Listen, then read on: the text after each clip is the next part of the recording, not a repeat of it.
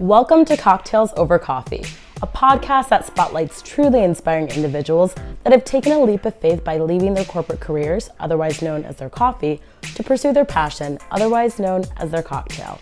I'm Janae Green, and I'm so excited to be here today with Mark C. Cheers. We've got our after 5 glasses.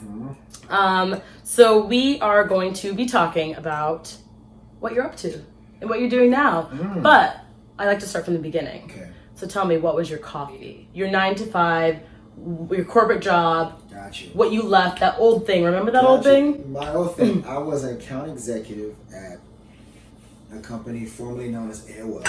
Okay. Then it changed its name to Oath, but I think now it's known as Verizon Media. So I was an account executive that worked with websites to help them monetize, right? So my clients were the news verticals. So Fox News, CNN, CNN Money, CBS were my clients, and so I would work with them directly to help them monetize their site. So like my day consisted of cold emailing to get new clients, hopping on client calls, quarterly business reviews, visiting the Fox News office on a regular basis, and wearing a blazer at steakhouses. Right. That was kind of, but it also was like it had a tech element to it as well, so it's a little more laid back. Nice. So that's what I was doing before, and pretty much since I graduated college, I was working in the tech sales space. Okay, and what did you go to school for? I went to school for PR. Interesting. I was a very indecisive student. I switched my majors 5 times and graduated in 4 years. So how was that? Did you do summer classes? my last 2 semesters I took like 18, 19 credits. You were determined to graduate on time. Because honestly, I just wanted to graduate with my friends. So that says a lot about my friends. Like, I just want to graduate with my friends. So I like that. Yeah, so I'm like, I'm going to take these 18, 19 credits. Right. So I can get out on time. Okay. And you managed to get out on time. You graduated in 4 years. Yeah. But PR. Yes. Did you ever do anything with your degree? Absolutely not. Well, so I landed on PR actually. It was a 5th major, obviously, because I felt like it was general enough. Okay, yeah. For me to do all things advertising, marketing, communications related. Yeah.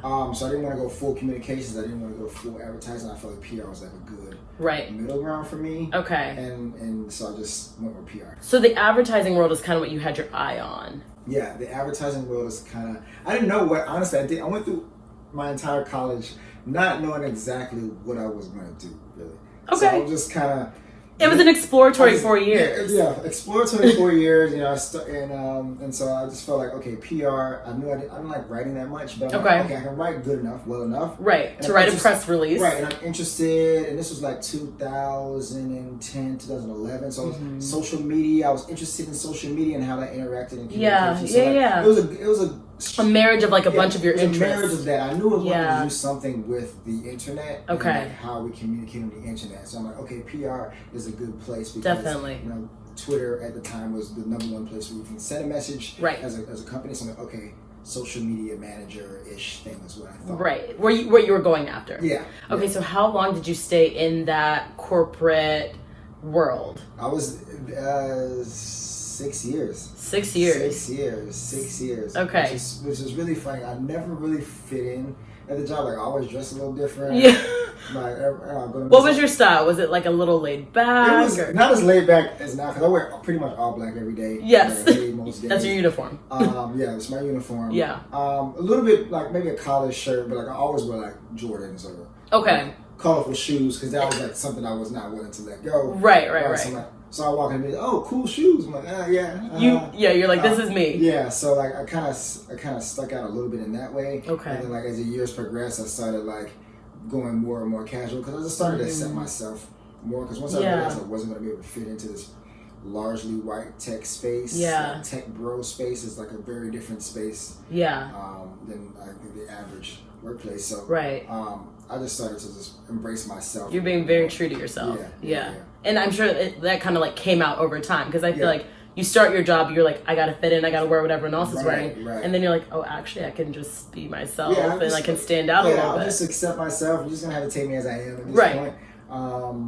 So that's how I kind of navigated through there. Was there any point during your 6 years that you felt happy? You felt like this is what you wanted to do. You wanted to move up and grow, or did you always kind of feel like this isn't exactly me? So I've only had that one job. Oh, you stayed there for 6 years. Yeah. That's very unmillennial of you. It is, because I was there. It paid good. Benefits were good. Yeah. And I was also always trying to find I probably interviewed all 6 years too. Like, you were trying to leave. I was trying to leave, but I'm like, okay, this is a good opportunity, but there's some stuff I said no to just because I'm like, I'm not sure that's the direction I want. College continued, basically. I still didn't know exactly. Still exploring. Some stuff didn't work out, so I interviewed like most of those years, trying to get into agency. I would get like different advice from friends, like, hey, listen, you're actually gravy on the client side. Yeah. You know, your hours aren't, like, I didn't have crazy hours or anything in the paper. So if I went to the agency side, I know I'd be working, 80 hours a week. Exactly. Yeah. A lot harder. When the relationship was kind of reversed from where I was working from. So I never really found like what exactly I wanted. I tried to like dabble in like, oh, maybe I could try to go into the music industry. Like, that's a weird jump from tech to music, so I didn't know how to actually navigate that. So I started like my own website. Okay. It was called like urbanfresh.com. I like highlight all the events that Black professionals in the city would go to. Very cool. Yeah, so I was doing that, and I was kind of taking my time. I was learning how to do like Photoshop. I knew Photoshop a little bit, but I'm learning how to get better at it, and I'm editing videos, I'm doing like more creative things. I'm like, I like doing this website. And you taught yourself those things, right? Yeah, everything's self-taught. Wow. Yeah. Photoshop is not easy to learn. No, it's not. I took one class and I was like, forget it. Yeah, it's tough. It's tough. I actually learned Photoshop in college. I was a chapter president for my fraternity, Phi Alpha. Okay. So like we would need flyers, and I was like, I'll just make it. So you kind of started to dabble in it still in college. Right. Okay. So like the Photoshop, using those flyers and social media, like that was all part of what I like to do. So I learned Photoshop in college just from the necessity of being in a fraternity, needing your flyer. Right. So you're the go-to for that. Right. So when I got my corporate job, I kind of had to leave that alone. It wasn't until I picked that back up where I started to feel a little bit better about. You realized you're like, I was missing this. Right. So I was working on the website, and then I was like taking pictures from Tumblr, and putting my logo on it, and putting it on the website, and photographers would be like, don't do that. That's that's not okay. That's completely flagrant. Right. Because I'm like, I just need from the website. I need content. Yeah. Like, no. I'm like, fine, I'll just take it myself on my iPhone. Okay. And that's when I started taking photos for the website on my iPhone. And that's when I started to say, okay, wait, where was this within your corporate lifespan? Was this when you first started? Was this towards the end? This was probably like year 3. So like halfway through. Okay, so you were like, let me start dabbling in other things. Yeah, just to like scratch that itch, and I had like extracurricular activity. Right. Okay. Yeah. So I was taking all these photos with my iPhone and walking around the city and like learning how to edit and filters. So all the basics of photography I learned on the iPhone. Wow. And I was like really hesitant about like taking the next step, so I just stayed there for a few years. Yeah. Just taking pictures with my iPhone. And did that website that you built, did it grow? Like what happened to that? It grew. Like it did a lot. It got me like free tickets to like some shows sometimes, cool. Like Broadway shows. I think at its peak, it wasn't like crazy, but it was getting like maybe like 16 or 17,000 hits a month. Okay, so that's pretty significant. That wasn't like a real money maker, but it was like people had heard of it. Right, it was starting to get some momentum. Okay, but then like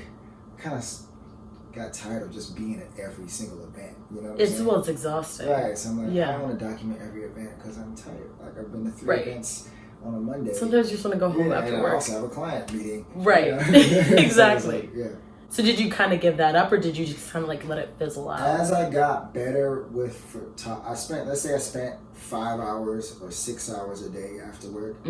I still spent those 5 or 6 hours a day after work doing what I wanted, but like it became 6 hours on the website, 1 hour on taking pictures, and then 2 hours taking pictures, 4 hours on the website, and eventually I just said, this is what I like doing more. Let me just do more photography. Okay. Yeah. Okay. So you've kind of given us a taste of like what your cocktail is, but when did you decide it was time to leave your coffee, your corporate job, and pursue your cocktail, which is photography full time? Oh, the cocktail. Why don't we sip a cocktail before we answer this? So I picked up a DSLR camera. My first camera, just like this camera right here. You just picked one up, or how? So I asked for it for Christmas. Okay, because you were getting more interested. Well, like I think my mom was like seeing I was doing the photography. She was like, "Oh, what do you want for? Oh, let me get a camera." Yeah, a nice camera. Yeah, like a starter camera, like $300. You know what I'm saying? Right. I got the camera. I think it was 2015. Okay. I went out like December 27th, like right after Christmas. Yeah. I walked around, took a couple pictures. Like, this is hard. Yeah. This is not the same. Not as easy as I thought. It's not the same as iPhone. So many settings. I watched the tutorials and like literally by New Year's, yeah, I put it on my desk and it sat there. No way. It sat there for a whole year. You'd rather your iPhone. Yeah, I'm like, this is too hard. I don't want to carry this around. I don't want to look goofy walking around with this camera all the time. And a friend of mine, JD, he had moved up and we had the same cameras. Like, I'm trying to figure out this camera. Oh, I have the same one. Yeah. Let me get my camera. I dusted it off and like we're trying to learn it together. And then that time I had a buddy and it kind of stuck the second time. Right. So in 2016 is when I like picked up the camera again. Like February 2016 is when I was like, okay. I'm gonna try to get better at photography with this camera. Yeah. And I'm still working full time. And like I say, by the summer, I'm really loving photography. You're really into it. I like taking pictures. I like going everywhere. Yeah. I upgraded my camera. At this point, did you have clients, or were you just still doing it for fun? No, it was mostly fun. Okay. I think around everything happened so fast. It seems like it because 2016 was not that long ago. Like probably in the middle of the year, my first client, like, oh, hey, I'm a dancer. I want to get some photos. Yeah. So I'm probably, I probably can't afford you. I'm like, huh? All I have is $200. I'm like, $200? Hell yeah. You most definitely can afford me. Yeah, absolutely. I would have did it for $25. Right. Because you had no clients. Of course you would do it. I wasn't even considering clients. I'm just like taking pictures and having fun. Yeah. That's like my motto. Taking pictures, having fun, right? I love that motto. Yeah. So then I started taking my first couple clients. I started traveling more. I built a relationship. All while you're working full time. All while I'm working full time. And I built a relationship with some friends who were working at Travel Noire at the time. This was 2016. Like they were the biggest travel brand for Black travel. It had like emerged. When did it start? It probably started sometime before that, but I remember the Instagram was popular. Like, it was huge at that point. It's huge now, but I feel like it was just them at that time. It was the peak, yeah. Yeah. And so I just happened to know the right stuff. Like I had a couple features on Travel Noire. I went on a couple trips, and then I started to get some momentum. So I'm like, okay, my New Year's resolution is to quit my job for 2017. I have been doing it less than a year. I'm like, I want to quit my job. Wow, that New Year's resolution. Life does really happen fast. So this is a long-winded answer, but so I get to 2017. I'm like, I'm not ready. I thought, let me erase my New Year's resolution. Like, this is not a good time. My New Year's resolution was to quit in March, and March came. I'm like, came and went, right? I'm like, I can't do it. I can't do it right now. Let me come up with a game plan. Right, because so you didn't have a plan. That's the thing. You were just like, I'm going to quit my job. When I decided to quit my job, I didn't have a plan. When I actually quit. When I actually quit, you had developed a plan. Yes. Okay. Yes. Okay. Yes. So you decided March. You're like, I'm not ready yet. No. So you stayed in how much longer did you stay in your job? I didn't quit until October. Okay, so still within the year though. Still within the year. So you still kind of made your New Year's resolution. You did it within the year. I did it within the year. Okay. So I quit my job after doing photography for like a year and some change. Wow. Yeah. Okay. You said October? October. All right, tell me about the time leading up to that. How did you prepare to quit your job? Great question. So they were having layoffs. So the company was called Oath, and they got acquired by they acquired Yahoo, and then Verizon acquired Oath. So there's a lot of moving acquisitions, pieces. And there's a lot of rumors. Like June, they're gonna have layoffs. I heard, I got wind of it. Like I'm gonna get fired. I'm gonna get. This is my plan. I'm gonna get this care package. Yes. Send me off into the wind. That is the worst when we're praying to get fired. Yeah, and I'm gonna float off this severance, and I'm gonna start my photography business. Yes. Layoffs came, You're still in the office. Today, and then people are leaving. Your desk is getting cleared out. Everything's wiped down. Didn't get laid off. Right. And I was so sad about it. I'm like, wow. That is hilarious. I feel you though. Yeah. I understand, but that's hilarious. I was like, wow, okay, God, I see what this is. Right. I'm gonna have to make. You gotta make that leap yourself. I can't stop waiting. I think March there was also layoffs in March. I'm like, okay, so this is the second time layoffs came and went, and you still had a job. And I still had the job. I'm probably the only one who was praying to be laid off. Right. So I'm like, okay, so I'm just gonna have to do this. So from July, June, July through October is when I like, you know, got an LLC situated. Okay. Started saving, you know, come up with a game plan of like, okay, this is what I want to do. Like I had some shares that I had just invested in the past. Yeah. I sold them off and like upgraded my equipment and just you were getting ready. Building my little ship. Yeah. To finally quit in October. And there wasn't any special significance in October. You were just more prepared than you were in March. Right. So I'm like, okay, now it feels good. I wanted to quit before the holidays because this is a notoriously slow season. Yes, it was good time. You know, I'm glad you said it. There's always a good time to quit. Some people are like, there's never a right time. I don't know if that's true. Because I quit during our downtime. Because I was like, you're not about to be mad at me for quitting. Right. So like during events, we have a down season and that's when I left. How sure were you? I was 100% sure. I also had something to go towards. That's true. But I was 100% sure I had set the date and everything kind of had aligned itself where I was like, this is exactly when. I was very sure. But the build up took a year. Yeah. I had multiple panic attacks. I talked to everyone about it. I exhausted the conversation with so many people, but I felt so sure when it actually happened. Got you. Yeah. I was like 65%. 65%? That's not very high. I never got more than 65%. Wow. Because I just didn't have like a major client or anything. I didn't have any. What did you say when you resigned? Because like usually they'll ask questions. Did you tell them what you were doing or you're just like, I'm done here? Yeah, I think it was like, you know, we had a one-on-one with my boss and she was actually not based in New York. She's only in New York every few weeks or so. Okay. So the scheduled one-on-one was on the calendar. So I'm like, this is the time. My boss, like I like my coworkers, like they deserve to hear it like face to face. Right. So, you know, we have the one-on-one and like I literally just start crying. I did not expect it.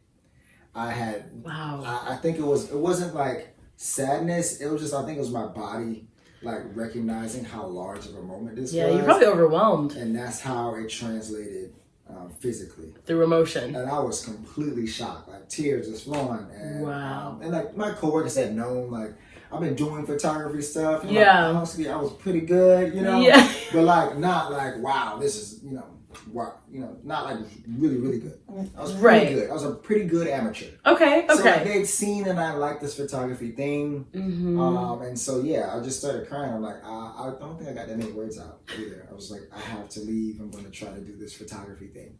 And she was like, I think she started maybe like a couple tears. She's like, I'm proud of you. This is amazing. Like, she shed some tears? I think so. Wow. I think she just shared the emotion. This was an emotional moment. Yeah, she shared the emotion. Okay. I think so. Did that reassure you at all? Like that it was a very emotional moment, or did that make you more nervous that you're like, I'm here crying, I'm not even sure, like, is this the right decision? I don't know. I think that was all all in my head. Right. Everything, I wasn't really thinking about how she felt at the time. Right. I had to psych myself up afterwards. Like after I told her, I had to tell the rest of my coworkers. I went to like the stairway and like more tears. I hadn't cried in years up at this point. I'm like, wow, this is a lot of emotion. It was, it's a big decision. And then I kind of gave everybody a heads up, and everybody was super proud. And then. So I gave my 2 weeks. We had like a sales conference like the next week. So I went to the sales conference anyway. It was in Denver. Like, might as well. Y'all paying me, so. Right. Is it within my 2 weeks? right. So I went to that, and during that time, I like plotted my grand opening. Okay. So like, going into full-time freelance, I'm like, I want everyone to know that I quit my job. Yes. Like, because I want people to know that I'm open for business, and if you don't need photos, you might know someone that needs to start planning out a whole marketing. Okay, so what was that plan? how did you let everyone know that you were open for business, that you would quit your job, you're doing photography full-time? Right. What did that look like? So I wrote out like a long email. Like all the emails that I collected from the website and all my friends that I knew. So I had that tucked away. Every contact you had. Every contact. So I had that tucked away. And then I wrote I wrote the story that I just told you about, like me crying with my boss. Like I wrote that into a transcript, and I hired a videographer to follow me during a photo shoot. So like I had a photo shoot announcement, BTS video. I set aside like $300 on Facebook ads, and just like, y'all gonna see this. Yes. You know what I'm saying? Yep. You're gonna see this. It will be in your face somewhere. 3 or 4 times. Yes. Like, just so you know, I quit and hire me. Good. Right. So I planned that all out. So when I quit, I didn't tell anybody really until I like sent the email the same day as I launched the video, and like it went. So you had a whole like brand launch. Yeah, I had a brand launch. Wow. And then I think like 2 days later, I got hired for a job in LA, and I was in LA shooting. Incredible. Yeah, because like some Tiffany R. Warren from Ad Color. Yeah. She saw it. She's like, "Oh, we have Ad Color. Come." Did you think it was going to happen that quickly? No, I had no idea. It never does. That's amazing. Yeah, but you know what's funny? I read an article the other day about shamelessly promoting yourself. And that's what you did. You have to do that. You have to believe in yourself to just shamelessly tell everyone, put it on the internet, put it on social media. Otherwise, how are they going to know? Yeah, but the one thing that I did not expect to feel was like, I got so many congratulations and like, congrats, you're such an inspiration. Yeah. This is super inspiring. And like every message I got just put one additional pound of pressure on me. Yeah. Because I'm like, oh, holy shit. You kind of had a responsibility after that. Yeah, like, one, I don't feel like I deserve these congratulations because I haven't done anything. Right? Yeah. I haven't done anything. I just quit my job. Right. And I did, and I felt like, wow, like there's some pressure here for me. Definitely. So in October, I think one of the most humbling experiences was like in December. I pretty much was in a position. I saved up money, obviously. Okay, because I wanted to ask you about that financially, how you were preparing yourself to be without a salary. Right. I saved up. I'm cool talking numbers. I saved up $25,000 cash. Right. Wow, that's so over how long? Over like the years. I had some investments that I sold. Okay, so you were a saver. You were saving from every paycheck. Yeah, I was saving. I used Digit.co to knock out. Digit works. I bought some. Remember the Bitcoin? Yes, craze? yeah, you did. You bought that some? and cashed out. Yeah. No way. So like I made a few $1,000 off of that. Incredible. So like I had like 25,000, but like I was hemorrhaging money. I was. That money was moving fast. It was. Really, it goes so quickly. Yeah, it was. Especially when you don't have the benefits that you used to have, and So the money was flying out. So I pretty much had to take whatever came. Yeah, absolutely. Right. There's no job too big, too small. Right. Yeah. So just taking whatever events, and still probably the most humbling moment of my career was the first December, like a few months after I quit. Google hired me to do like a Blacks in Tech event. I'm like, oh yeah. Right up your alley. Great. You left tech. You left. Yeah. Great. So I'm coming in. I got my camera. I'm wearing all black. I'm standing next to Kochek, and one by one, all of these people I know from like my job, colleagues, like I'm like, oh, I didn't even think about all of my friends are like here. Yeah. From the tech space, and I'm here like, wow. This is my gig. Yeah. These are all my people. Wow. And like I'm here like. With the Kochek person. How did that feel? Well, right. Yeah. I was very emotional. I'm like, damn, this is really humbling. This is and everybody's asking me, how are things going? I'm like, well, it's going good. Like, as good as it can. Take a picture. Yeah. Like, so at this point, it was how long after you had left your job? I left in October. This was December. Like 2 seconds after. 2 seconds after. Wow. So it's like I didn't have any wins really to speak of. Right? Yeah. Like, also, you're like, I'm still working. Yeah. Yeah. So that was like a really humbling moment, but like that really motivated me to say, okay, I have to legitimize this decision. Yep. So 2018 is going to be a major year for me. So that set the tone for me the next following year. And so what was 2018 like then? How did that change from 2017? Well, 2018 was, I guess, my first full year of being freelance. Right. And just taking bumps on the head. Yeah. I think right around, I want to say like March, April, that 25,000 was... It was depleted. Like 4, 3. Yeah. The holidays are from Florida, so flying to Orlando for Christmas, that's when people go to Disney World, like, that ticket. You know what I'm saying? The prices are up. Right. Yeah. So, like... I really started to sweat a little bit. Yep. But then things started to stick. I can't remember exactly what my clients were that time of year, but things just started to pick up and get more regular. I started to get more creative. Yeah. And then bigger clients came. So my expenses were like really high. Yep. But I made it through. You made it through. I made it through. So what was the progression of clients? Like you started, with a couple one-offs. When did you start to really have a steady flow of clients where you kind of stopped worrying? Or are you at that point? Like, I know it's kind of an interesting question, but like, when did you stop worrying about? I don't think I'll ever stop worrying, but it's less about like, oh, what, is money gonna come in? I think it's just like, I'm always worried, is this the peak? Yes, yeah. Is this the top? Yeah. And so even when I get like a huge win, like, oh wow, this is amazing. Yeah. I'm shooting with Netflix or something. Yep. Is this the peak? Well, like in 20 years, I'm like, oh, that one time when I did that one shoot, those were the days. Yeah. So like the wins are so fleeting. Mm-hmm. What I'm learning in entrepreneurship. Yeah. Being on your own, like the wins are fleeting.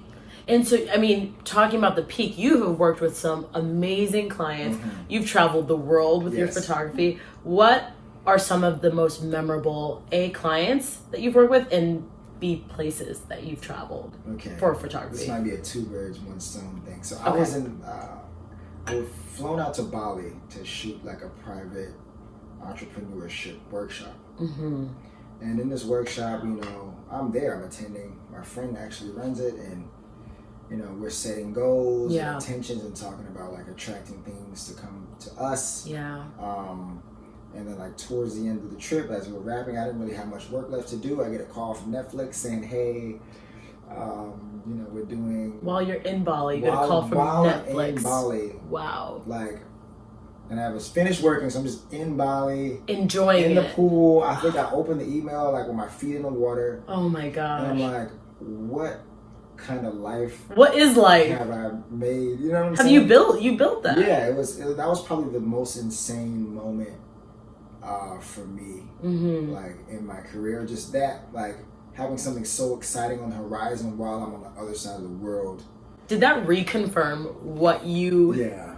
Your decision. It reconfirmed everything, didn't it? I think that was a moment when I was like, okay, I'm doing what I was searching for. Yeah. I found what I've been searching for. Yeah. I need to continue to dedicate myself to this craft, because I'm not sure if I have been this happy. You know what I'm saying? So that was a great moment. I remember that day vividly.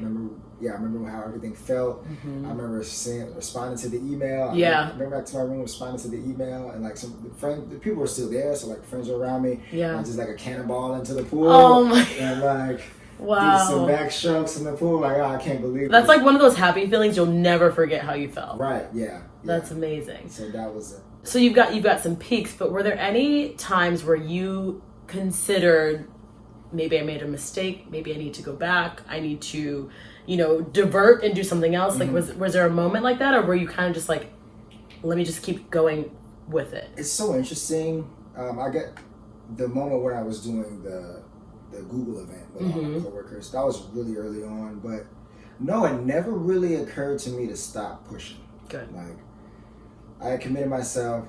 I'll just take things as they come. It's weird. People ask me for advice sometimes, like, how do I get certain gigs? I've been able to work with Foot Locker, like we were talking about. Yeah. I've been flown across the world, working with Nike, working with Netflix, working with, all these great companies. Yeah.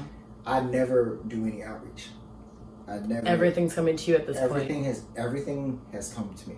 Wow. Always. 100% of what I've done has come to me. So I guess during the process, I'm just working on being in the best position to receive. Yes. Being the best me to receive, because, as an entrepreneur, freelancer, you have a plan for the week, and then somebody calls and that flips your week. Changes. You got to be flexible. Right. So the skill in surviving is making sure you're ready to handle things as they come. Yes. Right. So that means like having a good foundation, just spiritually, and having a good foundation in my routine to be able to receive these, because as things come in and I fuck it up. Yeah. That's an opportunity gone. Right. So exactly. Then I won't get that call back. Right. And then that thread that I built with these people at these companies, they might go to other companies and my thread follows them. So, exactly. So my work, my outreach is really just inner self-work. Yeah. To be able to manifest these things to come. Yeah. So one thing that I like to end every episode on Cocktails Over Coffee with is a shot. So that's something small, something strong and powerful that you want to pass on. Okay. What shot do you want to give? Okay. Might be this is my little shot. It's a double shot. Okay. Ooh, yeah, strong. I approach my work and my self progression like lumberjack, right? Okay. So lumberjack's job is to chop down big trees. Yes. Right? So if I'm a lumberjack, I'm holding my axe. Yeah. I'm focusing on my swing. I'm swinging at my tree. If I look up at the tree, I'm not focusing on my swing. If I'm looking at other people's trees, I'm not focusing on my swing. So if I stay down and just focus on the small, minute details of my swing, day to day, 100%, that tree will eventually come down. Yep. So focus on your swing. Okay. When did you come up with that? That's genius. I was standing in the rain at Broadway Lafayette. I was holding a lot of equipment. Yeah. I'm like, this shit sucks. But I'm like, this is part of it. This is part of it. Carrying this heavy stuff on the train in the rain. Yep. It's not glamorous, but like, it's all part. This is part of it, and this is what I signed up to do. Yeah. I love that. We are all going to be lumberjacks. Yes. So, what is next for you? What are you working on? What are you excited about? What projects do you have coming up that you can share? Some stuff I can't share. Okay. But the number one project is always me. Always. Just being the best version of me. I'm looking to launch some prints soon. People have been asking for prints. Nice. So I think we'll set something up pretty cool for some prints. Yeah. And you know, for you or anyone listening, my next project could be your next project. So yeah, always. Hit me. So where can they find you? Where can they contact you? What do you prefer? Email, Instagram? What's the best? Email mark@markclennon.com. It's Clennon like John Lennon with a C in the front. Yes. Or hit me on Instagram, mark.c. Yes. Yeah, that's how you can find me. Wait, this is a random question. When did you become Mark C? Like, because I love that name. It's just, it's very, like, catchy and almost like a famous name. When did you become Mark C? That's a good question. You know, okay, so originally, in high school, I worked at the library. Okay. And my name tag said my first name and last initial. Okay. And I was like the only black dude at the library. So I'm clearing everybody's fines. I'm like, yo, I got you, fam. Yeah. so it's like, on your fines, Mark I got C, you. blah, blah. Yeah. So like that name stuck for a while. And then people just know me as Mark. Most people just know me as Mark. Yes. And then my Twitter name was Mark C. My Instagram was Mark C. But as I started to do photography, people started just recognizing my Instagram name. And then there was a resurgence of the name Mark C. Yeah. So I can kind of tell how or where you know me from based on if you based on what you call me, or not say the C. Interesting. Yeah, so I was like, because you literally, like, I was like, Mark Clennon. And I was like, yes, that is your name, but you're Mark C. Yeah. I love that. Yeah. From high school. Okay. From high school. The name goes back. The name tag in the library. But I like the name Mark C. I like it. Yeah, I like the name. It flows. It flows. I'm not gonna lie to you. It's a famous name. I see big things for you. Yeah, I claim them. I claim all of them. For sure. Cheers, Mark. Thank you so much. This has been awesome. It has. And hopefully I have some gigs I can book you for in the future. You know where to find me. Events, photography. I mean, the world's just right there. We're here. Amazing. Thank you. Thank you for having me.